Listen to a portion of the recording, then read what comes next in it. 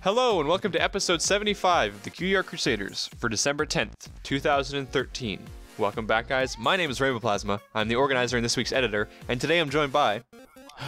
Burna One, the special guest coordinator. I'm FlutterGuy317, and I'm the media manager. I'm Atmospark, and I do the questions. Hey. Alright. Yay!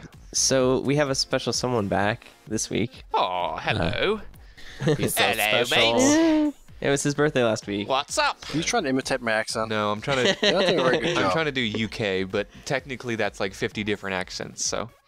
Oh, just There's sound a like this lot. for a little bit, and then, well, kind of British, what? Wanna offend all of our You- European viewers, yeah? All the All European... right, sorry. You're right, Bernd. I will offend all the European viewers. There's a guy sitting in there's- Poland being like, I find this offensive. Pretty sure it sounded a little like Joey Bean. Because, like... Shout Just out a to wee bit. Zoo the Skunk. I'm fairly certain that someone out there is sitting in Sweden going, man, you know what? I didn't like the fact that they made fun of the British. I mean, even in France, someone in France is gonna be sitting down and be like, I can't believe they made fun of the British. Who does that? I can't believe they made fun of the French. But anyways, I'm back. I had my birthday Yay. last week. Actually on the day that you guys recorded, because you recorded a day later. So I just like to say thank you to everyone who sent me messages on DeviantArt. I got like a crazy amount of messages on my DeviantArt.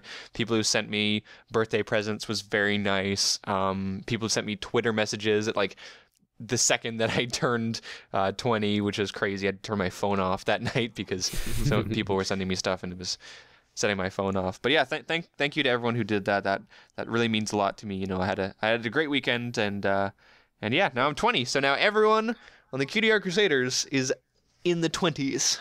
So there you I go. love you. Weird. Yeah. Love you so much. Bam. Hey, you're old. So yeah, we've got a lot of news today, so let me just run right through it. There's a couple things here that we need to mention, so you guys should listen right now. Stop fooling around and listen. First of all, I got contacted this week by a Mr. Draco from the Blue Screen Bronies, which Draco! is another show on EFN. You guys might have heard of it. But yeah, he basically asked me if there was any way that I could help him out with something. So I thought I would pass it on to you guys because you guys are pretty freaking awesome. Anyways, let me just read this bit. The Blue Screen Bronies need help with a logo redesign. They're having some issues with the current show resources and would love it if an artist could help them out with a few simple designs. We thought we'd throw this out there to all you wonderfully talented people and see if any of you wants to help them out. They need a YouTube thumbnail, an EFN banner, like you see at the top of the page if you go to everfreenetwork.com. Everfree.net. If you go to everfree.net, there's a banner at the top, so they need that. A square thumbnail for their site, and a logo, which is the main thing, because they want to redesign their logo, and they want to use it in all of the things I just mentioned. So if you're interested, then contact Draco on Skype. His Skype username is DracoPony, all one word. That'll be on the screen. And apparently he is willing to pay as well. So you don't need to have experience drawing ponies.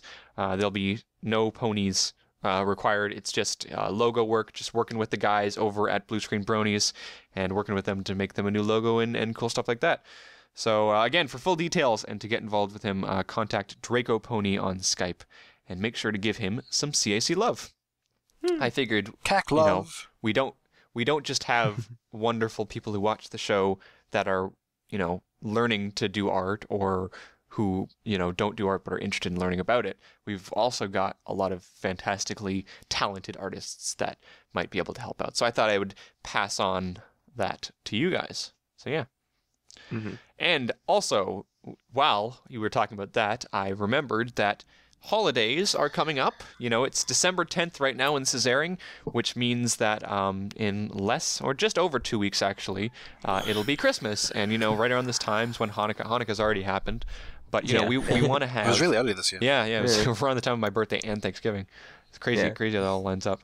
But yeah, we want to have another episode kind of like we had last year, preferably with less of Burned dying. Yeah. But yeah, we want to have one of those episodes, and I thought I would throw it out to you guys. If you guys could send us in some Christmas art, not necessarily not like fan art and stuff, but just like if you go out and you find Christmas stuff. For us to find, because, you know, we spend a lot of time here looking up different things for themes, but sometimes certain themes that we want to do don't have enough art, or we don't have enough time to find everything, or we might not be able to find everything. We're not all encompassing. So if you guys know of any great Christmas holiday art in general, then feel free to send us that to our email, which is cutieartcrusaders@gmail.com, and we will try to have a really fun Christmas episode. And send in holiday themed questions, because we will be picking them for that episode. We've already got some. Yeah. Yay, so keep sending those in. Send in some art submissions. Send in some questions to do with the holiday episode, because that is coming up in 2 episodes from now, I suppose. Well, we could do it 3 episodes from now, depending on how fast. I think we'll do it 3 episodes from now, because it's usually better to do it after the holidays, right, guys? Yeah, well, we could do it on the 24th. The only problem with that is, like, we've had this problem in the past where if we do a holiday before it's released, then all of the great art that people release for that holiday always comes out after we record. I know. So That's true, yeah. Everyone's like, it's Christmas. Let's make something 4 days. Yeah, so we might do it after. So it might be the one that's coming out on the 30th instead. Or the 31st. We'll see. We'll figure it out. No one does things beforehand. Yeah. Just in time for New Year's. Anyways. So- Yeah. That was a long, rambly section at the beginning here, but I wanted to get that all out of the way because we had a lot of announcements this week. Job. So, hi guys, this is a podcast with other people. How you doing? Yay. How was last week without me? I gotta talk so much. Oh yeah. Yeah. Great.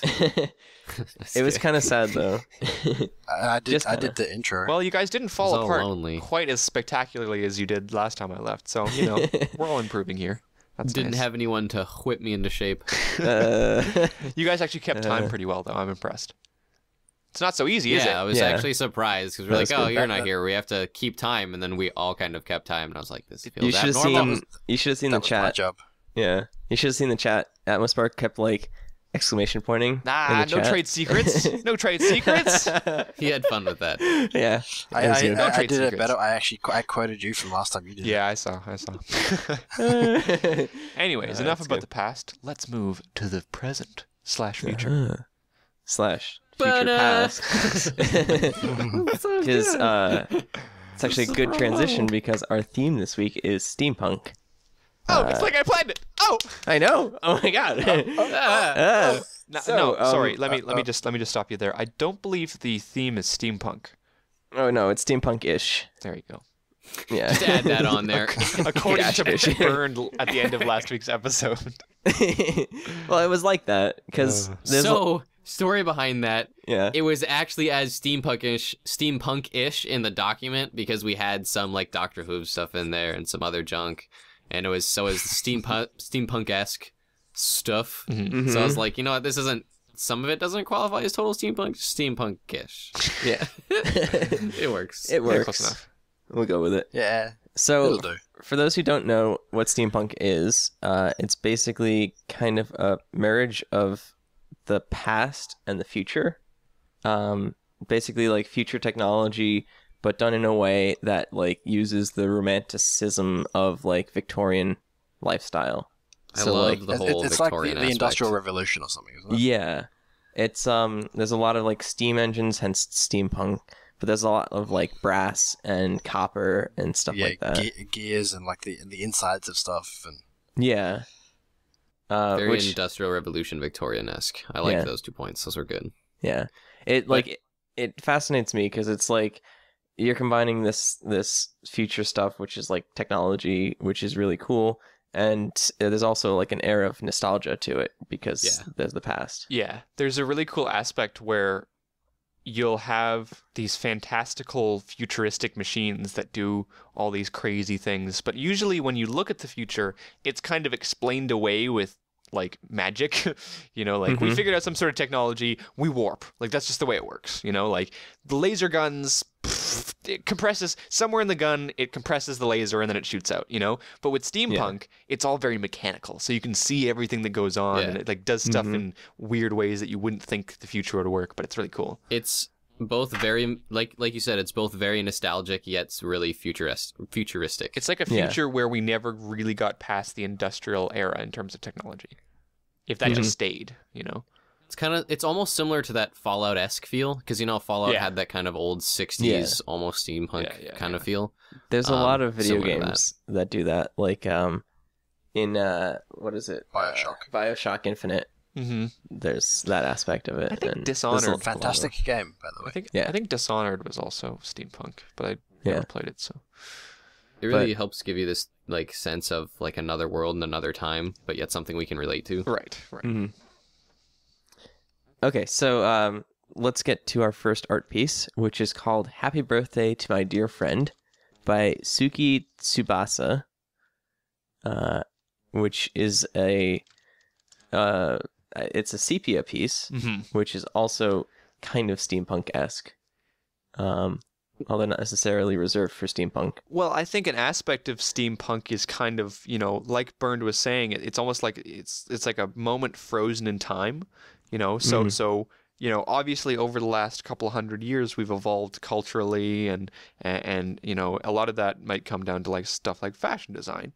But steampunk takes that idea and says, no, we've stopped at a certain point, we didn't have this crazy like weird whatever switch in cultures and switch in fashion. It kind of takes that early, is Victorian the right word, Bernd? Yeah. So it takes like this Victorian and makes a new spin on it. So I would argue that steampunk and Victorian era fashion actually have quite a bit to do with each other. Mm-hmm. But yes, this is where the ish comes in. Yeah.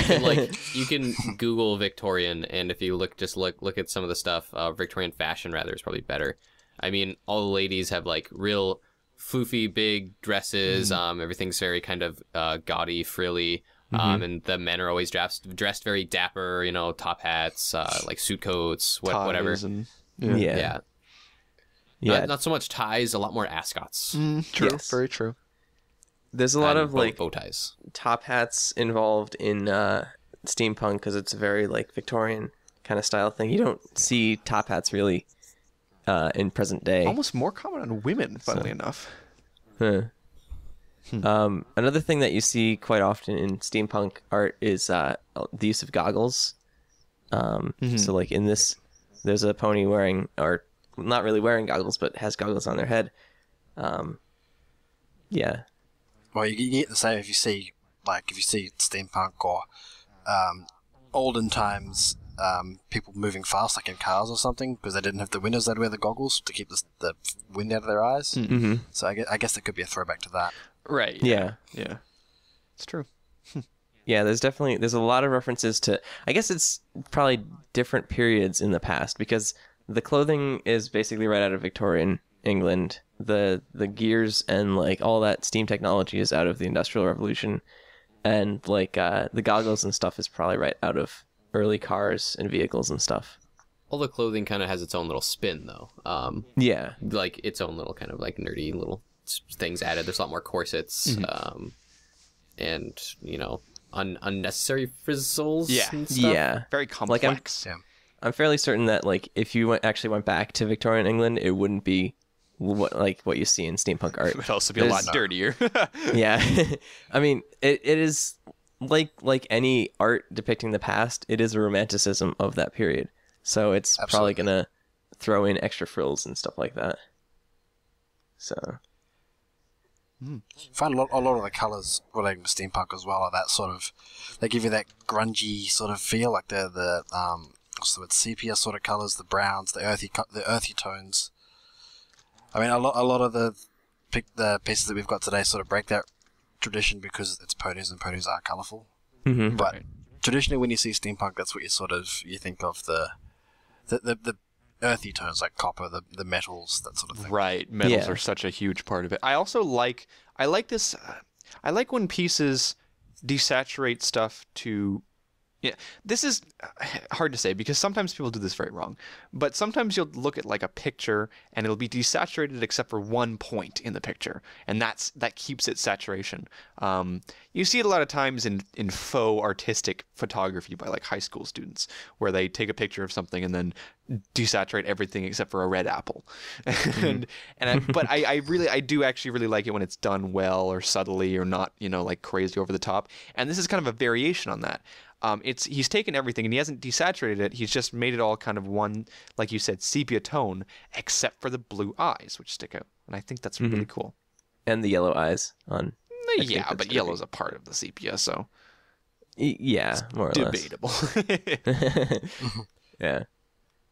Well, it's interesting that a lot of like pictures or like steampunk era art is done in sepia, and that's again a throwback probably to early camera years and stuff. But I do like the spin that this artist has put on it with the eyes. That really they kind of stand out.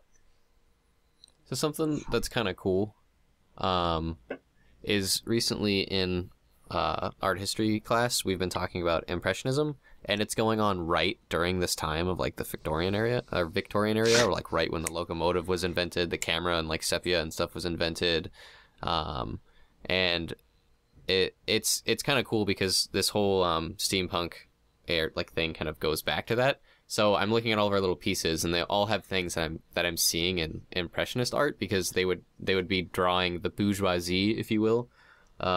People who live in the cities and like the middle class, people with top hats, right. Girls in their like frilly dresses and stuff, and especially trains. Love drawing trains. Yeah. Or painting. Excuse me, painting trains. Right.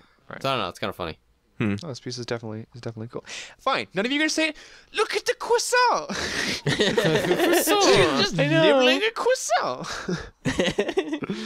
It's great. Look. Pony on the right. I don't has know. A croissant I think this is based off of a Tumblr or I don't know.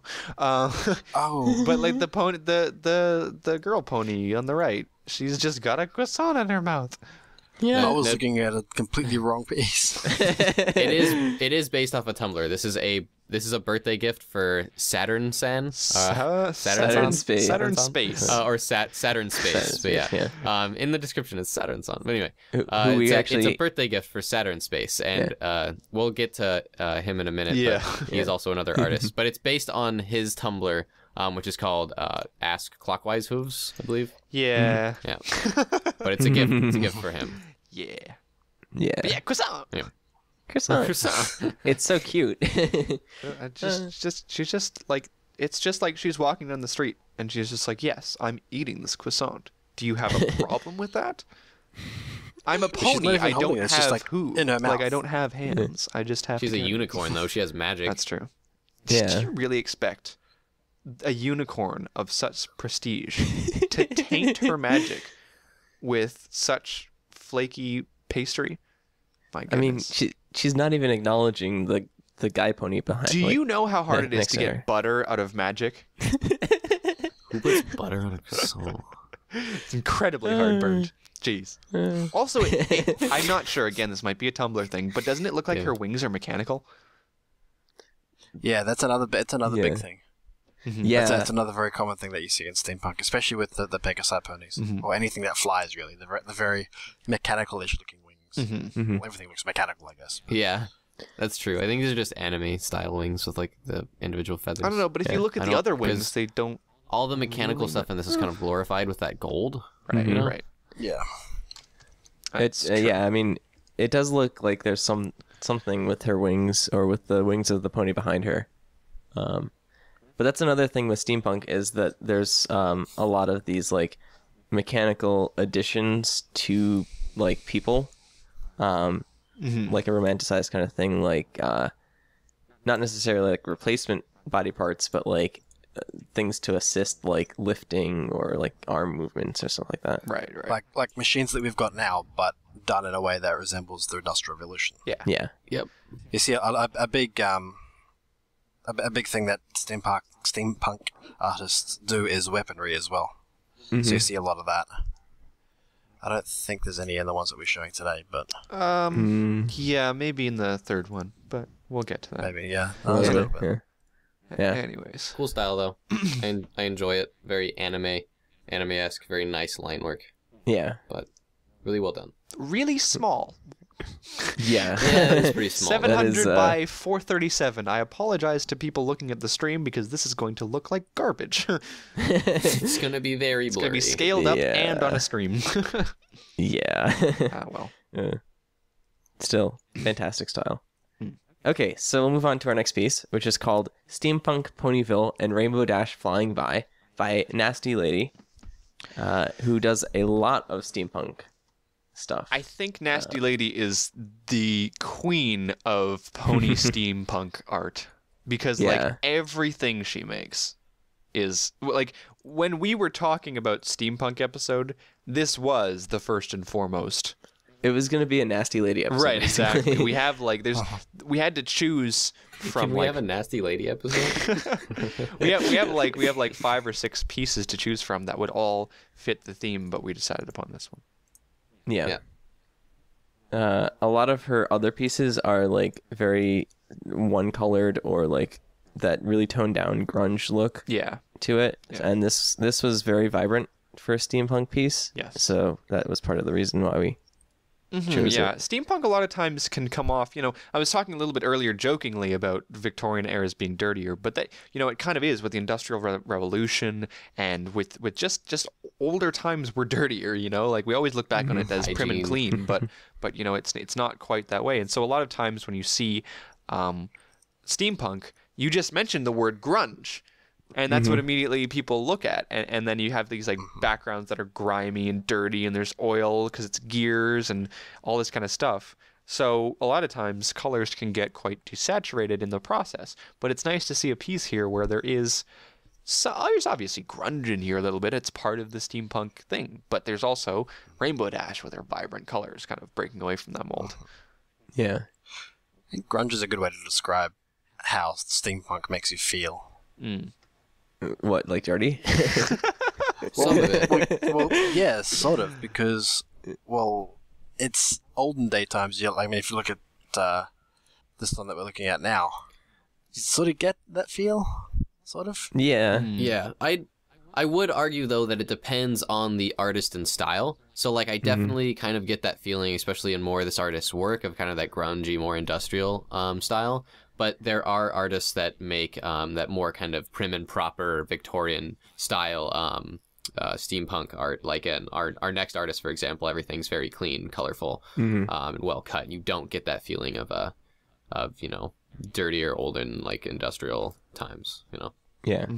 But even like in this piece, which is definitely very vibrant and light for Nasty Lady, there is that grunge to like the background. A little bit, and also in like Rainbow Dash's wings and stuff, you can see a little bit almost smudginess to it.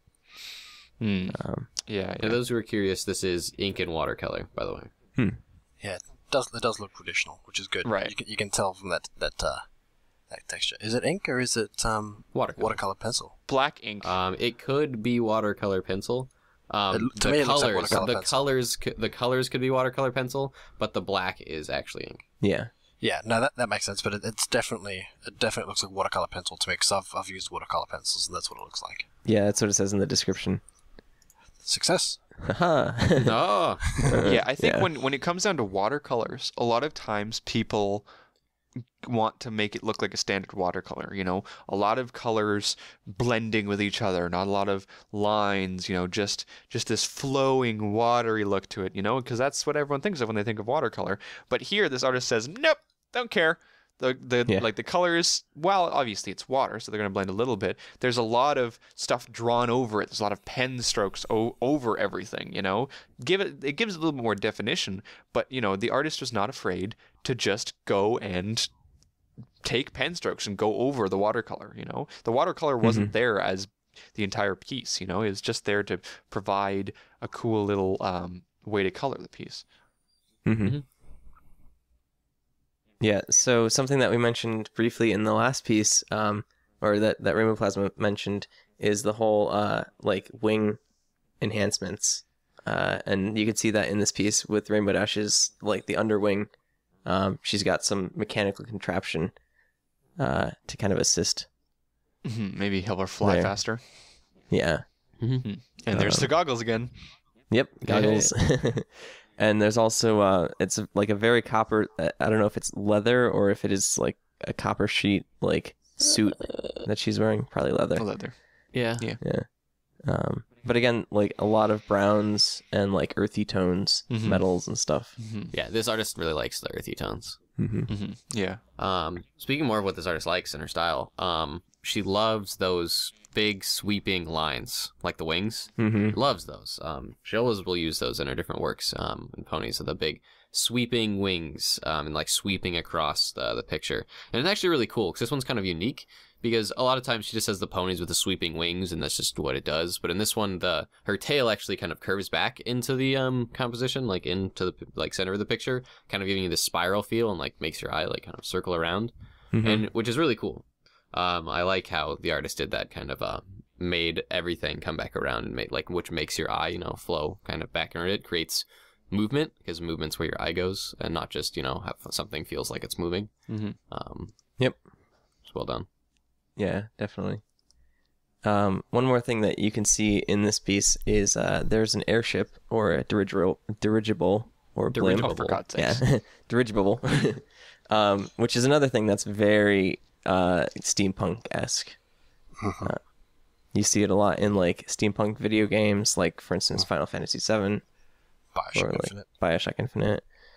Great game. Yeah. Fantastic game. But it's funny that the person who's gonna become a game dev is the only person who hasn't played Bioshock Infinite here.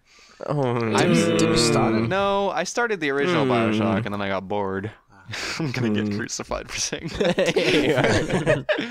I'll get around to it one day. Shut up. You might like Bioshock Infinite more than the others. It's more of a first person shooter. I probably will, from what I've heard. Yeah. Anyway. Anyhow, yeah. So that's just more of the whole like Victorian or like Industrial Revolution era, because that blimps / dirigibles were the only way to fly back then, and it was kind of glorified until Hindenburg blew up, but yeah, Until everyone died.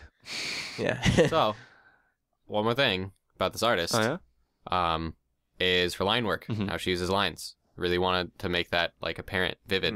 One of the really cool things that you should actually go and look at this artist's work for is how she uses lines and shading and how she uses cross hatching. So like all over in the wings and Rainbow Dash's face and like on her hooves, how she uses those lines is a certain way, and it's a certain expressive kind of way. So it's an expressive kind of line work, and it's always really cool, especially in how it goes in like certain directions, and it's always like matched up or shows shape.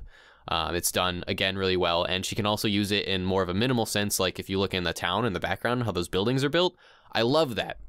There's a lot of really famous and like old school artists who will use that kind of just small basic lines to give the impression of something rather than making the fine detail of it. So those houses in the background aren't all shaped out. They're just like little notches and lines to like give you the impression of roofs that go back into the distance.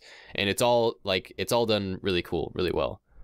But it's cool stuff. And then the same kind of thing that we've always mentioned on our show, where she's thickened the outside outlines and not the inside ones to kind of give you that boundary of what is the character.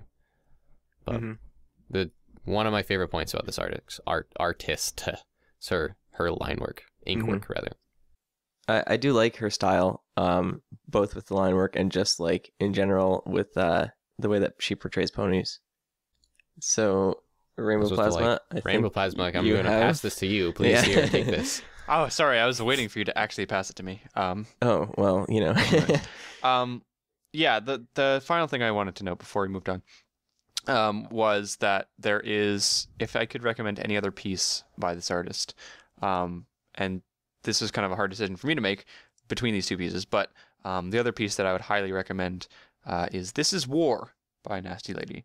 It's a wonderful piece that is much more complex. It's a different style though, and we felt like this it wasn't quite as easy to talk about as this one. There's so much going on. But yeah, there's a lot going on in the time. piece. But it's a wonderful piece, and it got quite popular. So I think in general, if you're into the steampunk stuff, Nasty Lady is your first stop. That's where you should go. And she's from Poland, so we probably offended her with the British accent, according to Burn. British accent. Whatever. Anyway. I don't know about Poland, but I do know Dutch people sound funny. I was driving I was driving just south of the Dutch border, and my dad's German, so like he speaks German fluently, and we were tuning into the radio stations, and a Dutch radio station came on, and my dad started laughing, and we were giggling because they sounded funny. Oh. Yeah, but you know, anyone on the radio sounds funny. Really. Please. Any kind of other language, please. Okay, that's good. We're gonna move on. Oh, for God's to sakes. our next piece, which is called Celestial Crevasse by Saturn Space, who was mentioned in the first piece because the first piece was a birthday gift for this person. Saturn Space loves his and or her, probably her. Steam Ponies. Yes, loves Steam Ponies and is really into the whole like Doctor Who's derpy Steam Pony thing. Mm-hmm. Yeah. Yeah. It's interesting that like Doctor Who kind of presents itself as a medium for steampunk, because I'm pretty sure I'm the only one who's actually watched a lot of Doctor Who on the show. Mm-hmm. Yeah. But like in the older generations, there was a lot more futuristicness to it. Like everything was kind of very futuristic. Like there wasn't any nods to like past inventions and whatnot. But in the new generation of Doctor Who, there is that kind of steampunk-ish element to it, in the fact that like some gadgets that like the Doctor has are very like, you know, copper and brass, like steampunk looking, and there's the whole like that whole kind of aspect to the show. So it's interesting how that's become kind of a medium for steampunk art. And Saturn Space has kind of taken that and put it in the pony world. So, yeah. I actually really love what Saturn Space has done with this whole style and stuff. It's pretty great. But Pinky Dash, you had something to say. I was just going to say I was going to agree with Flutter Guy. It does seem that Doctor Who's and Steampunk pretty much go hand in hand. They're pretty synonymous with each other now. Which I don't remember that ever being the case, even though I've never actually watched. See, the cool thing is, the forerunner of actually combining this whole Doctor Who's and Doctor Who thing is pretty much this guy, like Saturn Space. I mean, I don't know how long the Clockwise Who's Tumblr's been around, but I mean, I believe it's been around for bloody ever. I mean, I remember it from way back when we first started the show. I mean, it existed then. Can I like go in old things?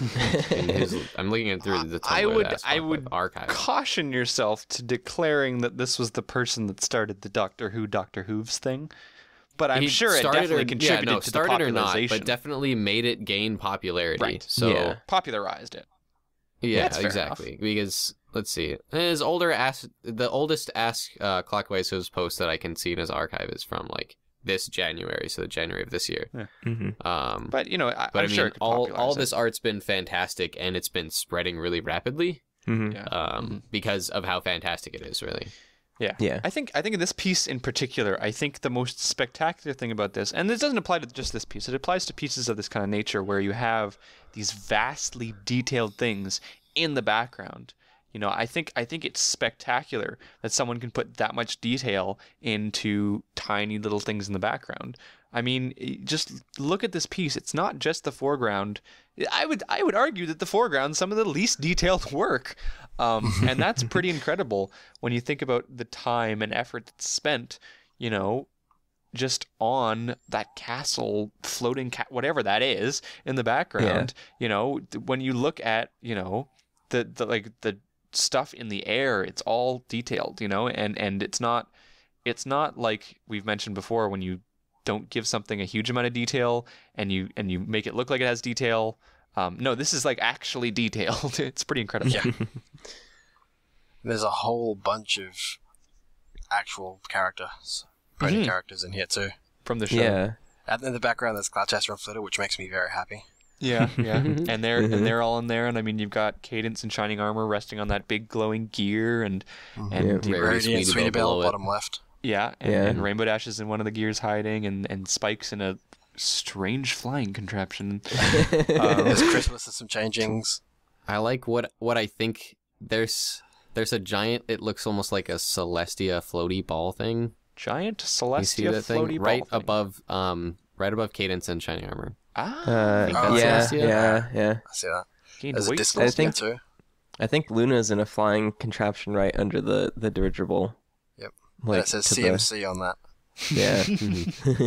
The references in this are great. Someone Can we changed that just to say subtly edit that? Yeah. CAC. So subtle, guys. Look, no one notices. It's not just text. And I love the Robo Puppy as well, and the like right in the foreground. Yeah, no, there's just an incredible amount of detail that's gone into this. This one we don't have this very often, but this one was a daily deviation last December. In fact, creepily enough, almost exactly a year ago. I believe We didn't plan it this way. Yeah, We swear. 14th of December 2012. It was a daily deviation, and you know, I think it's definitely deserving. I think, you know, when someone puts this much detail into everything that they do, you know, everything is thought out and everything is detailed. You know, like that. Just imagine how much time this took. My goodness, pretty spectacular. Yeah. Definitely go check out a lot of Saturn Space's other works too if you're into the whole steampunk thing, because he does a lot of this kind of artwork. Okay. Yeah, no, definitely. I agree. Sorry, I was just looking through his DeviantArt gallery and I found his little original thing he posted at DeviantArt about his Ask Dr. Hooves Tumblr, and it's January 17th, 2012. Okay. So which is pretty long ago. I mean, speaking of Brony history, you know. That was like right at the beginning. Yeah. You know, I have. Well, I mean, it started in 2011 was the craze, right? Right, but the first episode was in 2010. Yeah. Yeah. Okay. Actually, I was just thinking, like back to the whole Doctor Who / steampunk thing. There is an episode where, and I don't know if this is gonna spoil anything. So, if you want to watch Doctor Who and don't want to be spoiled, then Get on it. don't listen. Yeah. There is an episode where they travel to a parallel universe, where there's still like flying machines, dirigibles, and like it's a very steampunk-esque world. So that could be where a lot of it ties in, and that was actually very early on in that's a the popular new series. episode. So, yeah. Is that a TIE fighter to the top left? That is. Oh my gosh, yeah. It's a TIE fighter. Supposedly. With Derpy in it. That's random. No, wait, that's not Derpy. That's there's a pony in there, but because Derpy's are here. Yeah. Well, you know, okay, I have to say, I think most people who've known me for a while know that I am not a fan of Dr. Hooves. Okay? Hands up in the air, I admit it, I'm not a fan of Dr. Hooves. I have my own reasons, but it does not mean I cannot appreciate some dang good art when we see it. And Saturn Space is an incredibly talented artist who makes some really spectacular art. So you know, I would definitely recommend to go through this artist gallery too, because it's art that I wouldn't normally look at because perhaps the subject matter. I'm not huge into steampunk. I'm not huge into Dr. Hooves, but it's nice to kind of, you know, take a look at alternative things like this, and it's fantastic artist, you know? Yeah. It's actually because of this guy that I've become more a fan of that kind of stuff. Because there's a lot of pieces that I want to feature when we're looking at pieces that we would feature in this. But I like this one looked the most complex by far, and like the best one to really show off his work. Because I really do love the stuff in the foreground, like Derpy in particular. I feel like there's a lot of love and care put into the detail of Derpy and Dr. Hooves. Yeah. I love how this artist portrays Derpy in, actually, yeah, both Derpy and Dr. Hooves in basically all of his works that involve them. His Derpy has this top hat. She's kind of dressed like another spoiler from Doctor Who. The TARDIS, when the TARDIS essence gets put into a person, I don't know, kind of reminds me of what Derpy looks like. Every single time I hear details about the show, it gets stranger. Every time. Yeah. Without a doubt. Yeah. You know. Yeah. I kind of want to keep it that way.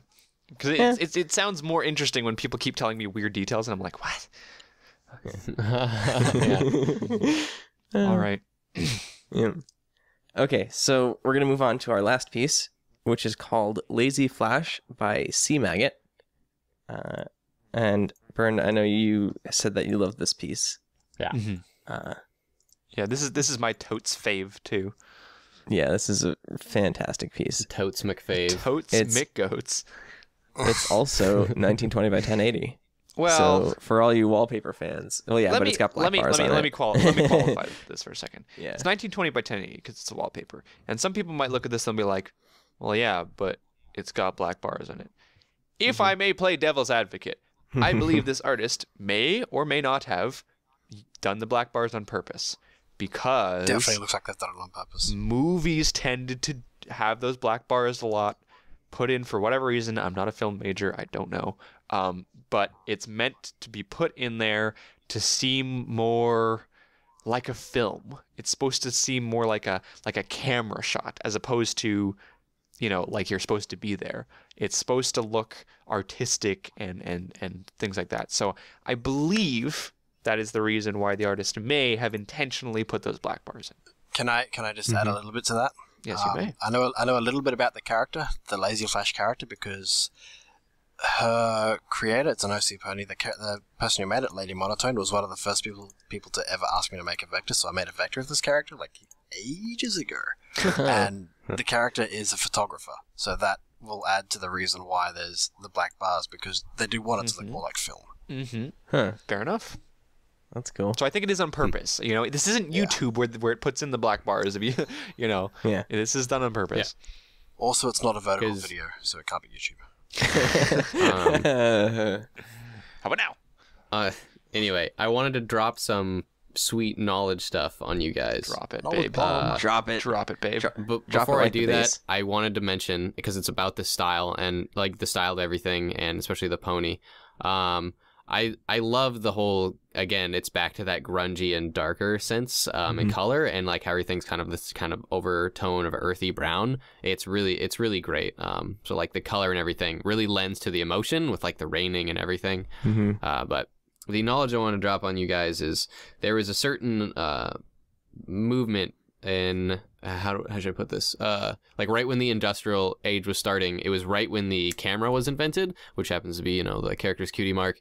And during this whole age of steampunk-esque Victorian going on in the industrial age, artists back in the day were really freaked out by it. They were super scared of it because you could dedicate your entire life into becoming a painting master and making something look realistic.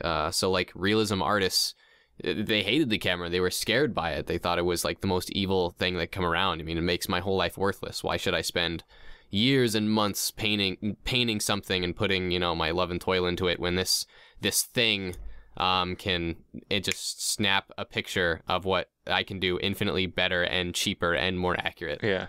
So there was this whole big, like, that's when Impressionism started. And Impressionists actually felt they could capture the qualities of light better than the camera ever could. And that was kind of this whole big deal for artists and like coming to terms with it and blah, blah, blah. Working around it. But it was a scary age and a scary era for artists, which is, I don't know, kind of a cool fact that this picture really reminds me of. Oh, what was that? Oh, Bernd, you appeared to have dropped some knowledge. Uh-oh. Is this yours? It might be mine. So that was a hefty amount of knowledge. Educational bit for the day. Yeah. I just wanted to, because you briefly mentioned the emotions of the piece. I wanted to touch on this because I think out of all the pieces that we have here today, this is probably the most emotional. By far. And I think that it's this is also like the most nostalgic of the pieces that we have. And nostalgia. Nostalgic. There's a YouTube channel that I watch called PBS Idea Channel. And he did a segment on nostalgia or nostalgic feelings and emotions and stuff like that. Yeah. And the way that he described it was like a feeling of both happiness and sadness at the same time.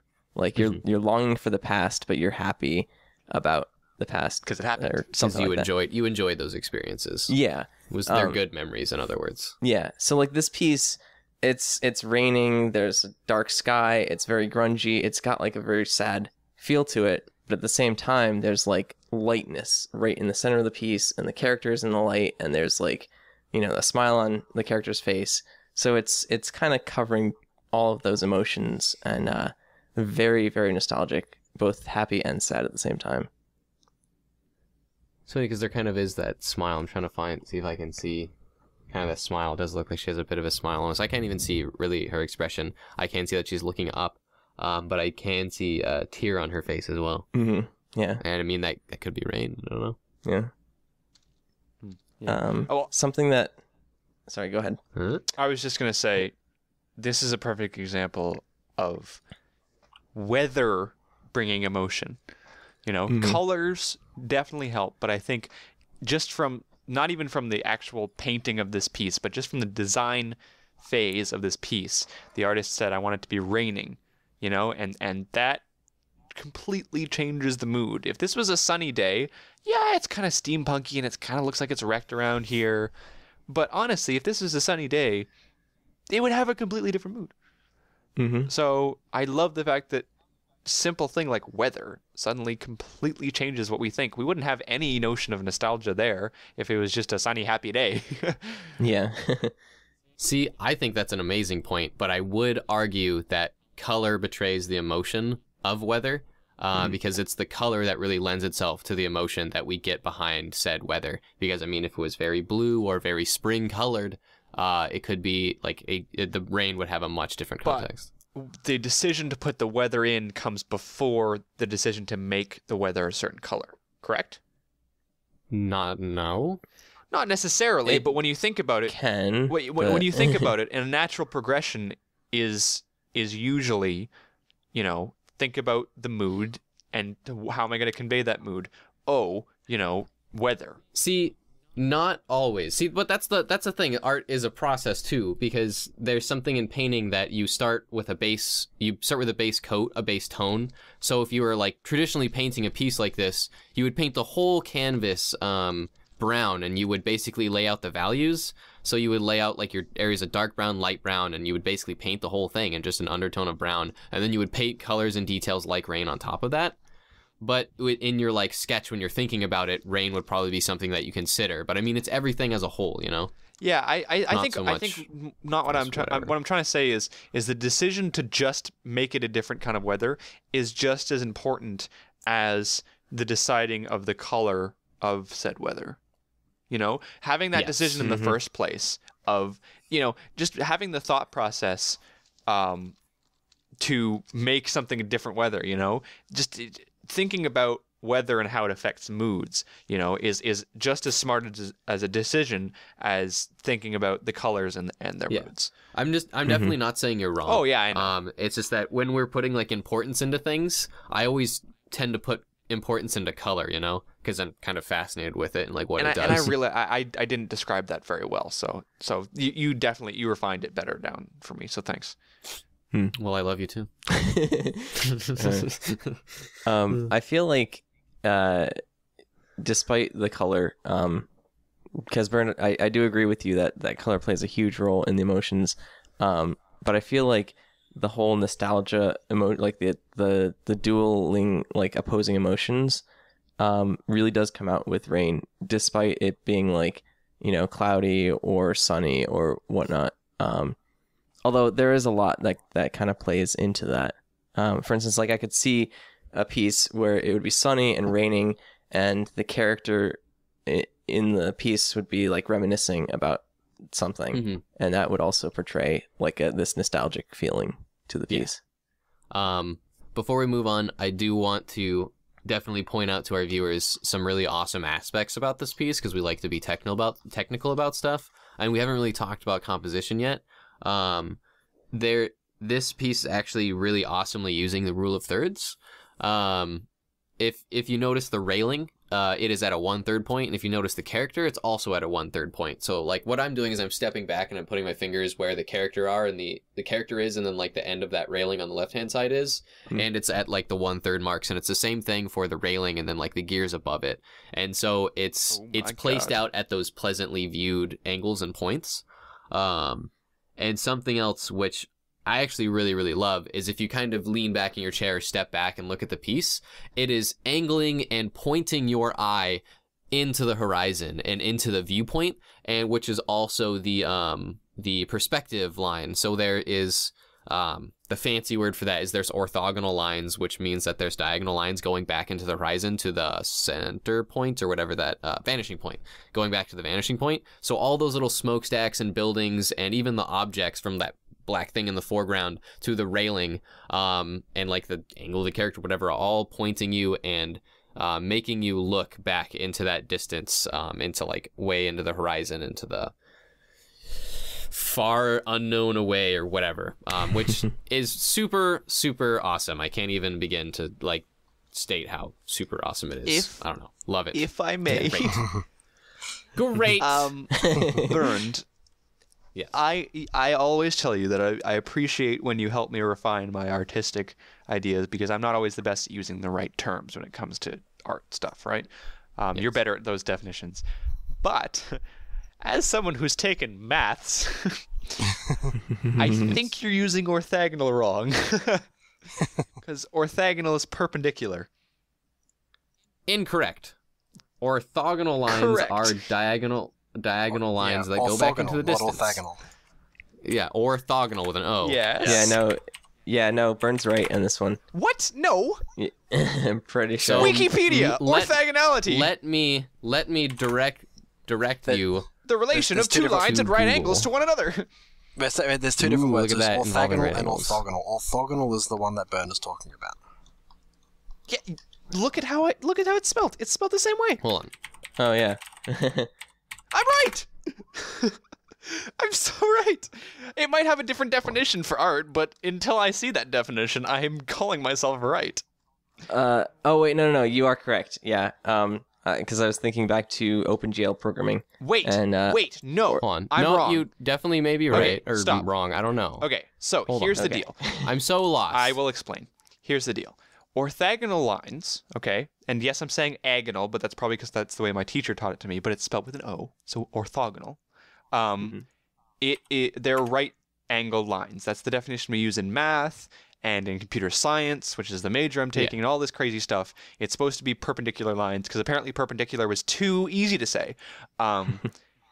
But for whatever reason, in artistic cultures and in artistic language, they've decided to use the same word as to define perspective, imaginary lines pointing to the vanishing point. So, while That's what I was taught. while you are correct that they have those imaginary lines, let me make it clear. Weird. It's weird how they have two different definitions. So we are both correct. We are both correct, but for I was some about to fight you to the death, sir. right, we are both correct, but for some reason they use the same term. And also, just wanted to be clear on that, because I don't think you were super clear about this. It's those invisible lines. It's the implied lines going to the vanishing point, not actual lines pointing to it. Yeah, it's definitely the implied lines, but you can also make actual lines out of them. So, like, I just linked a little picture. Those lines that are going, it's just lines that are going towards the point. Right. It's because they're not physically drawn. They are implied, but if you could, you can physically draw them. Because when you're going through the artistic process of laying out your base sketch and everything, you physically draw the orthogonal lines. You physically draw those, and then you use that to make your work and make your objects or make your box if you're placing it and trying to give the illusion of distance. Because it's the orthogonal lines that help you create the illusion of distance, and that is what I was learned. The best place to actually see this is if you look at the ground, so the floor, the wooden boards, you see that little line in the wooden boards and how it's angled and pointing directly where everything else is. That's that so-called implied line, because that physical line was drawn ahead of time, and the artist physically used that to guide our eye and point us and give the illusion of depth. So, fun fact. Cool. Okay, so I have one more thing after that long thing. It's gonna be quick.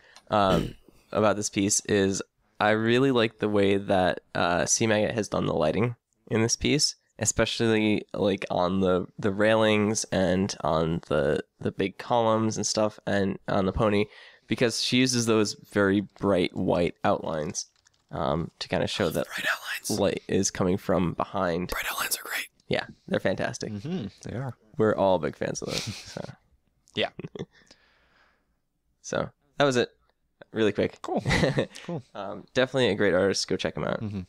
Yeah, we've been featuring C-Maggot quite a bit recently, actually. Mm-hmm.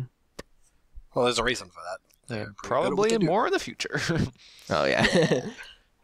Where are we at for time? Okay. So we got questions. Questions. Okay, so first question I've got here is, if you could get one famous artist from history to make MLP art, who would it be? Sent in by Datamne. All right, now, here's the thing. While I believe that everyone on the podcast can and probably will come up with an answer to this, I think we can all agree that the person who will probably spend the most amount of time on this is Burned, because Burned is in You don't know me. Burned is into art history. So I'm going to go ahead right now and say that off the top of my head, I have not a single famous artist that I would know, because I'm not particularly an art history kind of person. There's so many. So I'm Name a going to painting. just say whatever Byrne says. Yeah. Now, if I That may, means I gotta pick two. right. So whatever Byrne, whatever your decision is, I will. Whatever your decision is, if there's an artist that does the opposite of that, I'm gonna pick that one. How about that? Sounds good. But yeah, I don't know art history, so I figured we should just get through this quickly and then let Byrne talk for 2 minutes and then stick him back in the cage.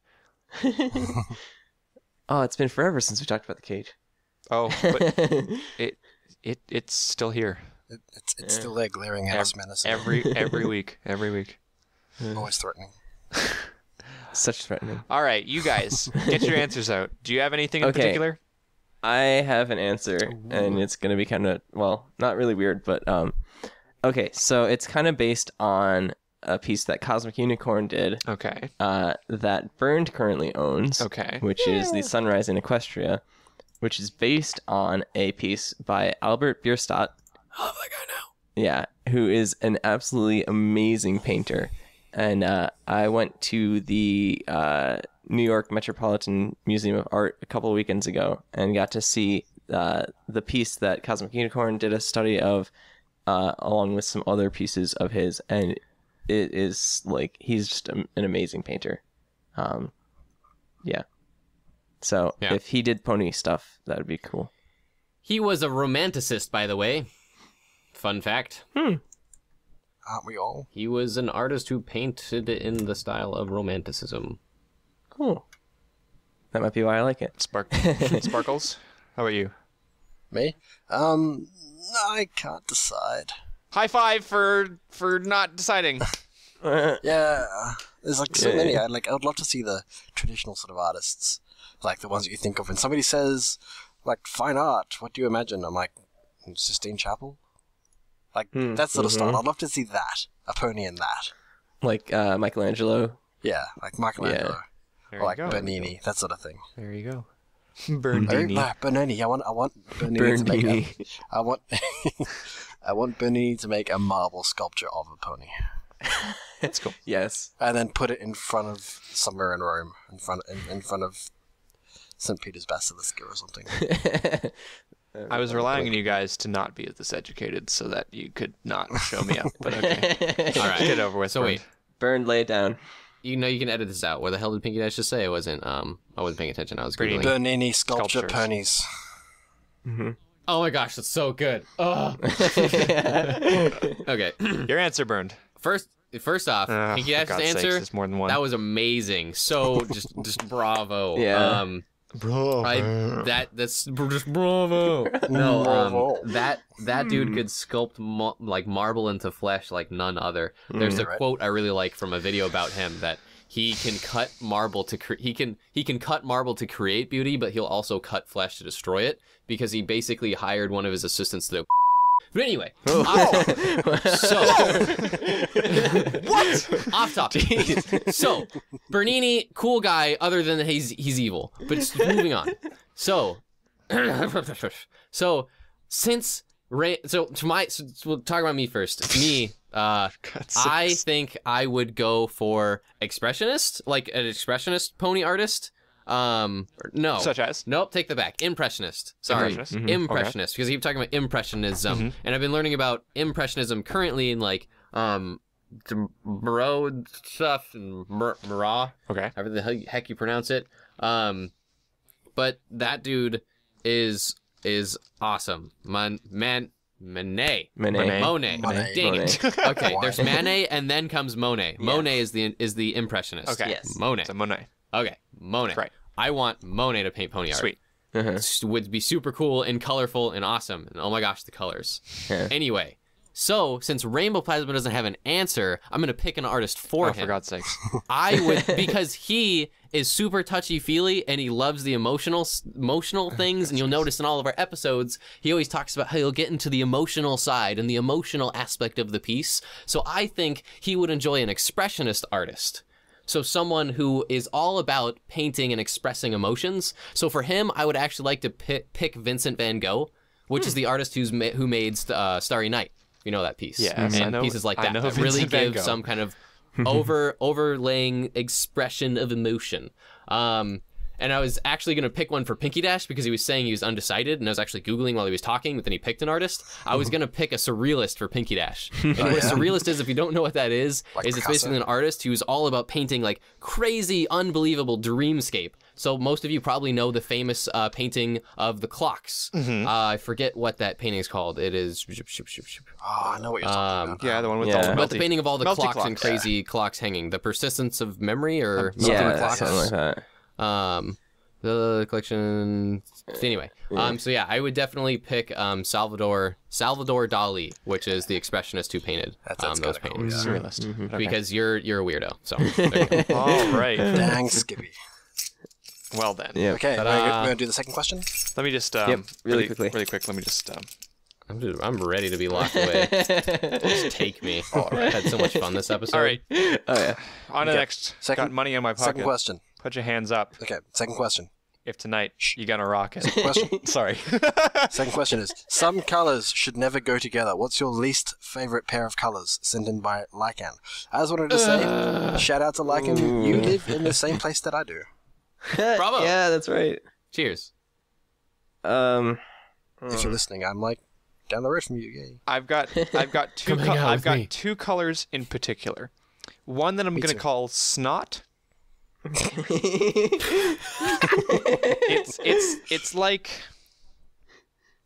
It's like just like that greeny yellow, but then like darker like greeny yellow. It's gross. And Yeah, snot. puce. That's such a terrible word too. And puce probably entirely just because of the name, but it's like a dull pink. So you put like puce and just snot, and you get like this gross color. It's gross sounding, it's gross looking. So yeah, there you go. You get puce snot. Puce snot. Yeah. How about you guys? Pusey Oh, snot. spuce. Snotty puce. Spuce. I like it. Spuce is the new word. I don't like Ew. spuce. It's got to be some kind I'm of gonna inappropriate pick- term. Like saturated blue and saturated yellow because it looks horrible. Oh. Oh Although yeah. we That hurts so many OCs.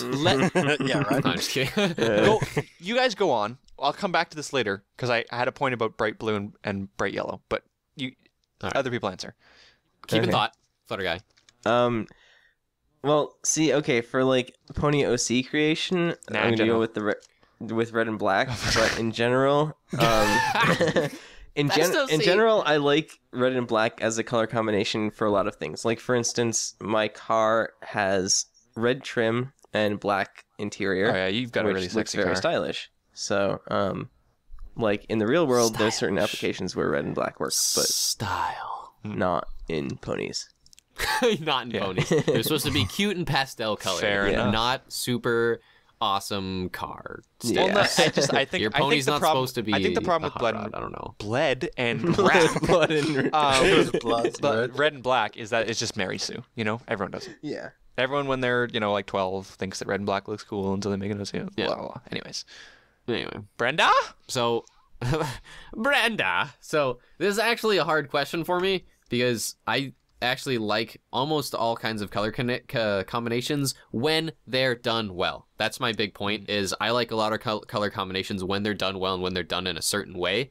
And a lot of the artists we've featured, I've enjoyed how they use colors, especially artists like C Maggot or whatever. But I just can't think off the top of my head just like certain colors that I just don't like put like juxtaposed or put together, complements or whatever.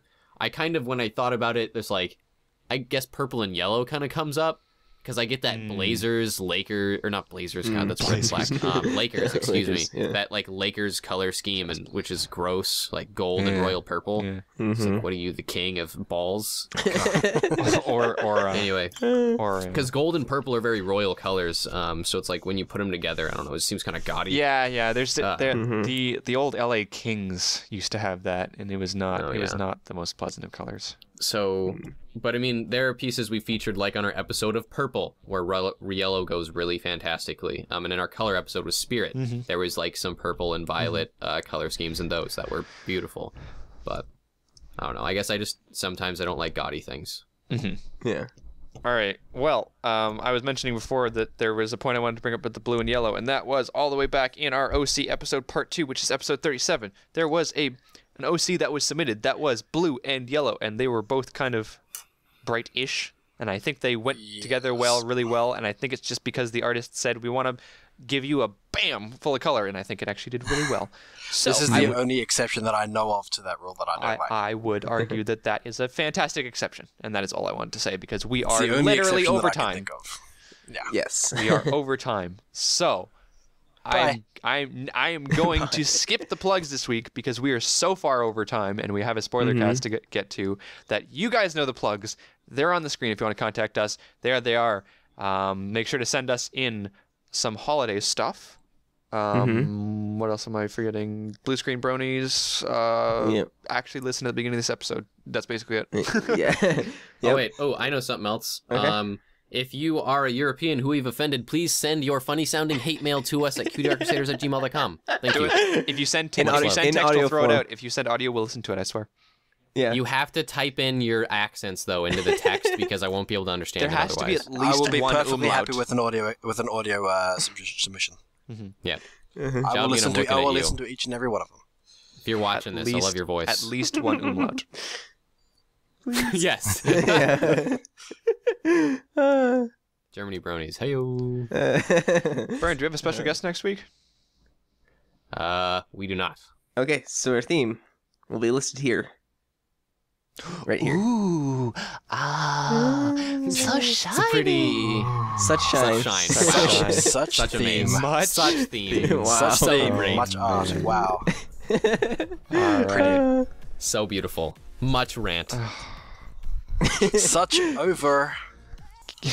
Many spoiler cast after this. Go watch it. God, wow. Stay tuned. Podcast. Such end. Can So someone Photoshop me a burned dog? Please No, don't do that. No, Please don't. All right. Well, Such thank you a- guys for watching this episode, whether or not you're on the live stream or on YouTube. We love you all the same. Make sure that you stick around for our spoiler cast after this episode. And yeah, that's everything. So, my name is Rainbow Plasma. We don't love mummified Mustangs though. Hate that guy. Wow. Damn you. I know. You know what you did. You know what you My did. name is I'm Burned 01. My name is Rainbow Plasma. Jeez. I'm Burned 01. I'm FlutterGuy317. I'm Admiral Spark. And we'll see you guys next week. Bye. Such end. Watch that.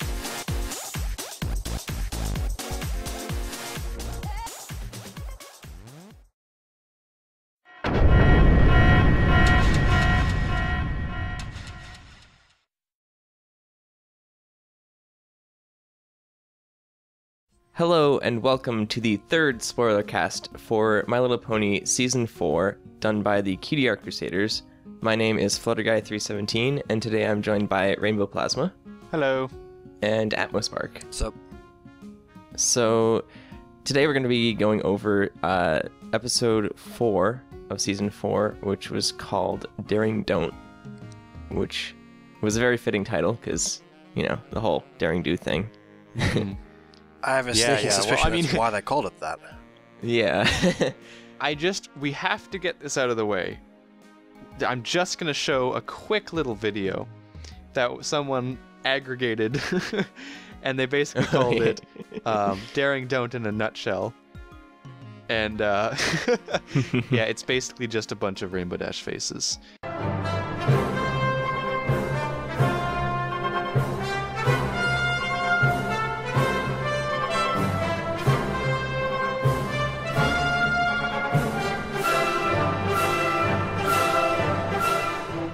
Yeah. So yeah, that's basic. That was the.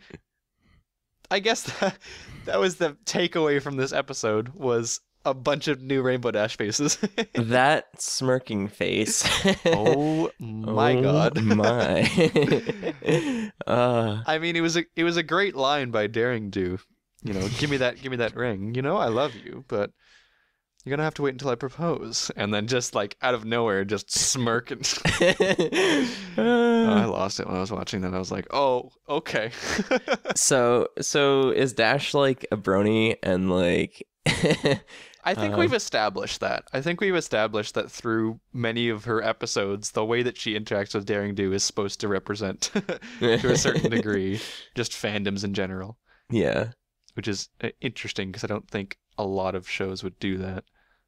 Yeah, it was an interesting take on that whole dynamic, because there was definitely the whole, you know, like calling people out for like pressuring too much or like invading personal space and whatnot. Yeah. But there was also that whole aspect of like, you know, if someone's offering to help, just like to do a good deed, not to turn them down or whatever. Yeah. So I think there's two sides to it, you know. Like, I think there's the side when you think about fan versus, I don't know what you'd call fan. I'll call it hero. It's not the right word, but like fan versus hero stuff, you know. Like there is responsibility on the fans' part to not be a strange weirdo about it. Yeah, and you know, like you said, invade privacy and stuff. But there's also kind of, you know, Daring Do, being someone who puts her life out there for people to enjoy, should also be a gracious hero.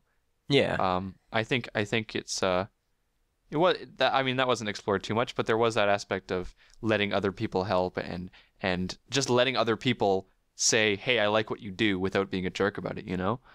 Yeah. And I think she kind of learned that. The interesting thing is I don't think she really learned it.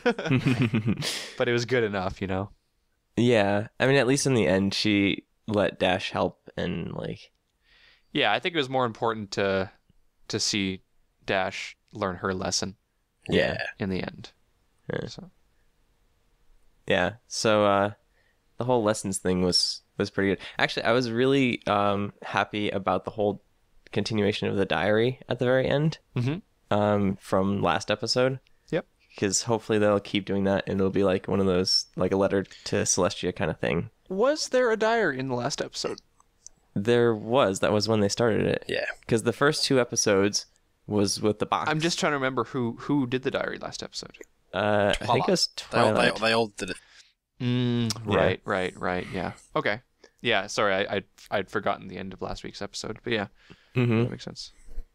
So yeah, I really like that whole aspect of like something to kind of tie all the episodes together in a season, and like season 3 was kind of lacking in that because they like stopped doing the letters to Celestia altogether. Mm-hmm. Whereas with season 2, like they did some, but they didn't do them in other episodes. I don't know.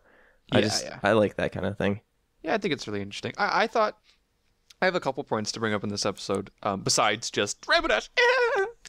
That was just me the entire episode. I don't think I can properly give an unbiased opinion of this episode because it was Rainbow Dash being adorable the entire episode.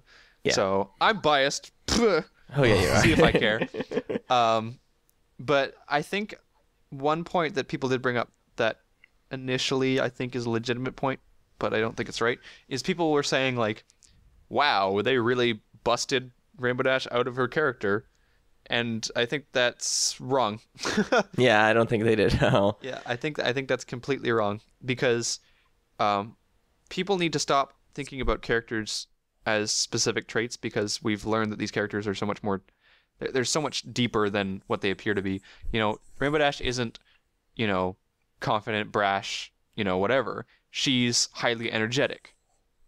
Mm-hmm. What does that lead to? That leads to being confident. That leads to being brash. You know, she works on high energy. She always wants to be doing stuff, and everything is in extremes. You know, really happy, really sad, and I think this whole fandom thing was a perfect thing for her because that's exactly the type of person who does that kind of stuff. You know, people who are super high energy suddenly is just like, you know, puts people on pedestals. Like I said, extremes.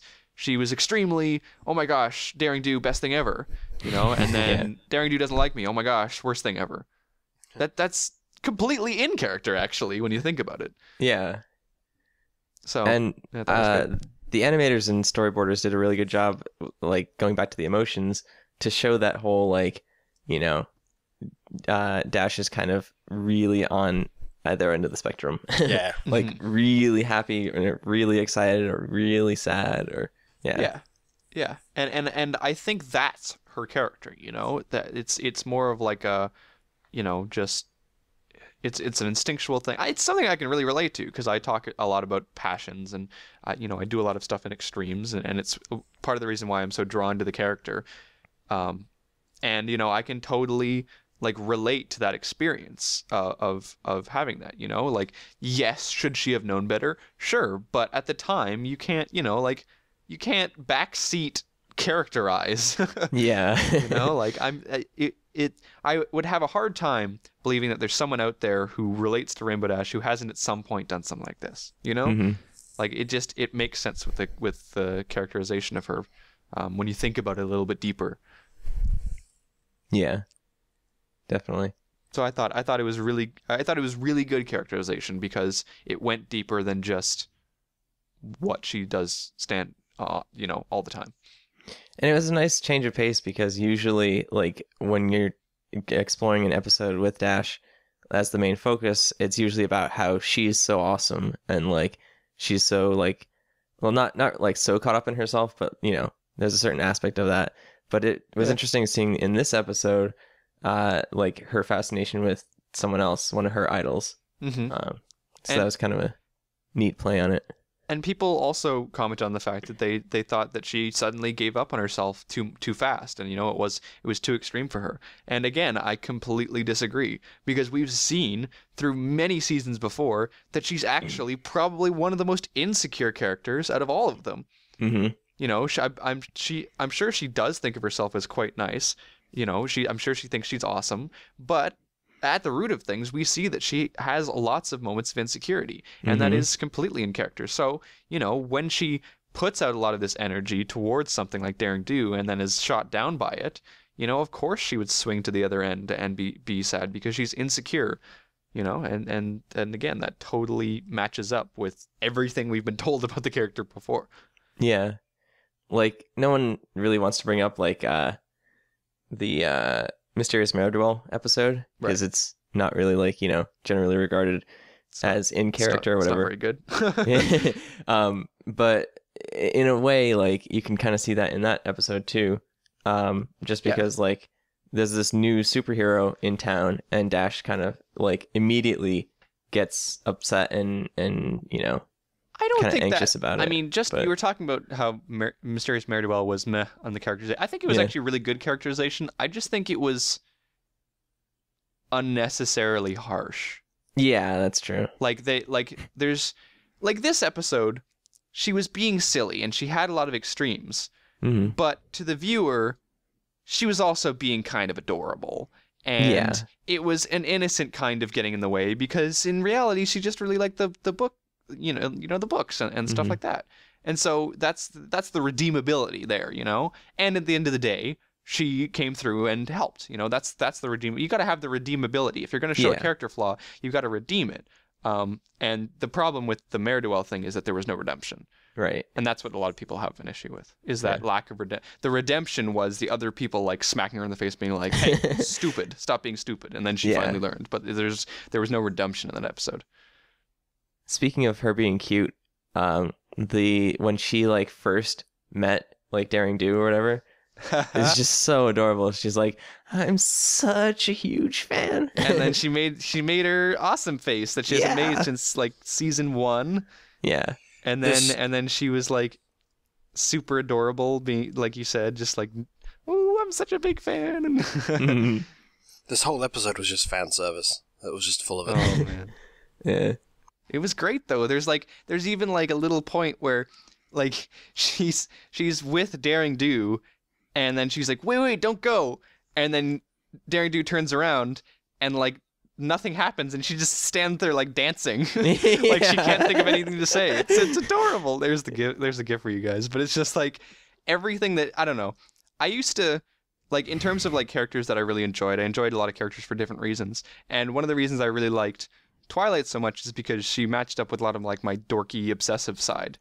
And I feel like now Rainbow Dash is also matching that up, which is just making me like the character even more because she was so dorky in this episode and it's great. Yeah. One thing I wanted to touch on was there was some more like running gags or visual gags that kind of complemented, like, last episode there was a bunch of tropes regarding like castles or haunted mansions or whatnot, and in this one there was a couple of like really funny visual gags that just kind of caught me, like in the very beginning when Fluttershy is teaching the birds how to fly, and then Dash ends up like crashing into the nest and the two birds are circling her head, which is like such an old-timey trope. Great trope, yeah.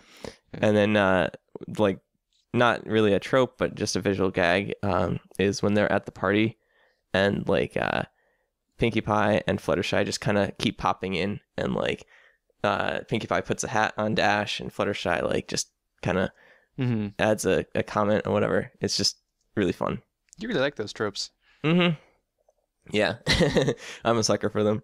I still don't know what a trope is. I think it's something that's like repeated quite often in something. It's something that's like done so much that like it kind of gets old, but in this case it's more of a throwback. It's like a nostalgia kind of thing because no cartoons really do that anymore these days. Okay. Yeah. I believe a trope is kind of like a trope is kind of like a meme in that it's reoccurring, but it's more of like a literary device. You know, like something that occurs frequently in modes of writing and through writing other forms of entertainment. Like there's tropes about TV shows and tropes about, you know, like books and tropes about movies and stuff like that. It's just common occurrences of certain things. It's like in horror movies when like people break up or like there's a group of people and they like go off in separate directions. That's a big trope for horror movies because it always seems to happen. Yeah. Exactly. Yeah. Like it can be like a meme or it can just be like a common form of writing. Okay, I think I understand. So I touched on the dorky aspect of Rainbow Dash, which is a part of character development that just makes me squee in my head because it just makes me like Rainbow Dash even more. But there was also a really, really interesting aspect that kind of like a dynamic between Rainbow Dash and Twilight now. Because we've slowly started to see Dash's like dorky little side with Daring Do kind of show more and more, and she's become more acceptable about it. But this episode went like full on competing with Twilight dork.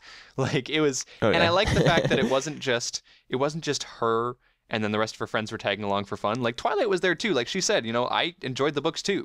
Like she knows about the book. She was kind of, you know, that's the reason why she ended up going. She's like, well, you know, I do kind of want to meet the author, you know. Yeah. So there was kind of that dynamic between the two of them. That was really nice. Yeah. Yeah, I think they really kind of explored that a little bit more in this episode, which was nice. Because they haven't really touched on that since the last Daring Do episode. They've done it subtly, you know? Like she'll be reading a Daring Do book in Twilight's house or something. Yeah. I totally picked up that... What was the name again? The author? Oh, A.K. Yearling. A.K. Yearling. Like it's J.K. Rowling reference, but such a bad pun. I totally picked up that she was Daring Do the moment we saw her yellow skin and brown and black hair. Yeah. I think it was supposed to be on purpose. It was like the most obvious thing ever. I wasn't expecting her to actually be Daring Do. I just expected maybe perhaps to put Daring Do in her image. But then it was like, oh no, actual Daring Do. Yeah. Which is cool. There was an interesting thing because I went into the subreddit thread about which was like the episode serious discussion kind of thing. Mm-hmm. And someone had brought up a point that like they thought that maybe they were on a movie set or something like that, and in the end it would like be revealed that it wasn't actually real. It was like a daring do movie. Interesting. Which would be kind of a cool like twist on it. Yeah. I think they wanted to bring daring do into the actual real world. Yeah. And so I think we'll be seeing more of her. Mm-hmm. Because there was kind of like a reason to bring her into the real world there. It was kind of a big reveal when it comes to that kind of character, you know? Yeah. And I don't mind it because she's an awesome character. Like, just like talking about all the action shots in this episode because it was chock full of them. Like, really Indiana Jones style, which is, you know, what her character is based on. Yeah. Basically. It's kind of the point. I'm yet to see. Maybe she'll come into play with the box, as in like the Holy Grail. Maybe it might be some sort of secret treasure that maybe one of the keys is a secret treasure. Don't look in the box then if it's the Holy Grail. Yeah. Or the Ark of the Covenant. Yeah. Ark of the Covenant. Yeah. Yeah. There was one more thing that I wanted to bring up, and it was something that I noticed that isn't necessarily a better thing they're doing. It's just something they're doing different, and it's better for me because I like it. But this episode didn't, like, let's be honest. There was 4 characters within the main 6 that were not necessary in this episode. Like, without a doubt. Like, the other 4 who came along with them in the adventure, they were not necessary. They said a couple of lines.